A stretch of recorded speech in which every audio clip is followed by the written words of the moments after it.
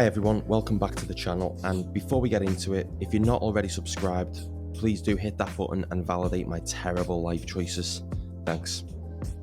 Now, if you're anything like me, firstly, sorry, and secondly, you've probably spent the best part of 20 minutes configuring a watch on the Rolex website, scrolling through the specs, considering the price, what it would mean for you to own one, to caress one, to love one, only to then realise you'll probably never ever get one because nowhere seems to have them in stock, and you're too scared to log into your online banking for fear you'll see your recent bad decisions on eBay manifest. Nevertheless, I still haven't learnt my lesson, and I was back on my bull a few weeks ago. It's very much, on paper at least, the perfect everyday watch. It's got water resistance, so it'll be able to handle my tears as I read it my monthly bank statements. It's attractive and functional, like Xabi Alonso, thin and simple, like Jacob Rees-Mogg, subtle and understated, like an apology from the news of the world. Now, my personal choice would be the 36mm non-fluted bezel variant on either a Jubilee or a standard bracelet. I could give up on watches there and then if I got that model. So if anyone wants these videos to stop, well, you know what you have to do. Okay, I really thought that would work. Anyway, after I'd had enough of ogling the Datejust like a 12-year-old finding a porn stash in a bush, I found this. It's the Certina DS4 Automatic. It's Swiss made, tick. It's got a date function, tick. It's 38mm, sort of tick. And it's got a bracelet with some polished links. Okay, tick. So next the price. The RRP on this is $595. Meh. Must try harder. $428. Okay, I'm listening. 321. We have liftoff. So how is this Swiss-made automatic, go anywhere, do anything, full stainless steel watch just £321? And why is no one talking about it? Specs-wise, it's not a monster, but more like a goblin. There's sapphire crystal, a full stainless steel bracelet, and a solid ETA 2836-2. It's a 4Hz movement that's basically a 2824, but with a day-date complication, further adding to the watch's everyday capabilities. It hacks, it hand winds, and you can quickly set the date. It's got a roughly 38-hour power reserve, and mine is running excellently at about +7 seconds per day. There's some anti-reflective coating on the underside from the looks of things, as it's incredibly legible in any light. Well, except darkness. Here's the loom shot, if you can call it that. There is some loom here, but they may as well not have bothered. I'd have rather them spent the money on getting the font right on this butterfly clasp. What font is that? Comic Sans? One of this watch's appeals is the fact it's from a watchmaker that's been around since 1888. 133 years later, and they put the wrong logo on the clasp.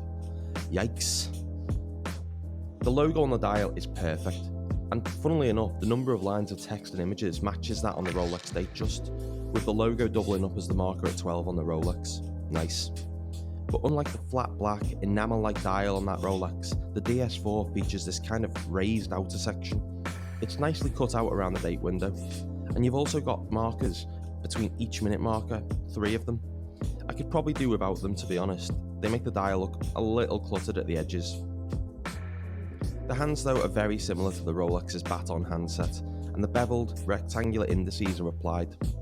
Unfortunately, they don't contain much loom either, and are about as bright as Katie Hopkins. So speaking of tabloid Charlotte and like Piers Morgan, I'm a bit overly preoccupied with the crown. It's a push-pull one, but it's protected by Certina's double security system, which, frankly, I'm not clever enough to explain, but they did with this helpful image to illustrate it. So despite that crown, I am reassured by Certina's history and that impressive JPEG, so would be more than happy to take this into the pool. If I had a pool. Which I don't. Anyway, the water resistance isn't just a number they've slapped on the spec sheet, basically. So onto the bracelet, and it's meh again, and that's me being extremely generous. Look, it was never going to match the refined design and quality of a Rolex bracelet, but because of the butterfly clasp, you might need to compromise when it comes to the fit. thankfully there are some half links, so you might be okay in that regard. Sizing the watch is easy enough, it's just push pins, so it's another corner cut. Personally, I think it's a risk worth taking, especially as the versatility of this watch means you can change up the strap and be confident it'll still look good. That way, you don't have to look down and see the brand name completely shat on like that. My old primary school head teachers used to tell me to never use the word nice, but f them. This watch embodies that word, and that goes for the finishing too. It's just nice. The tops of the lugs are brushed, the sides are polished, as is that rounded bezel. The display case back lets us see that ETA movement beating away, and that's probably where it's best to leave my thoughts on this one. Lots of people point to the Seiko SNX S79K as the best budget Rolex Datejust alternative. But if you can stretch that budget, I think this Certina, that I never hear anyone talking about, is worth a shout. The movement alone is roughly £175, or about $245. That means you're getting the rest of this excellent Swiss-made package for about £146. You're getting a Swiss-made, full stainless steel watch with 133 years of history behind it, and a security system that the Capitol building would envy. I think that's worth it. Links are in the description below for where I picked this up for £321. They're not affiliate links, so do shop around and you might get it even cheaper. As ever, thanks so much for watching, and please do like and subscribe.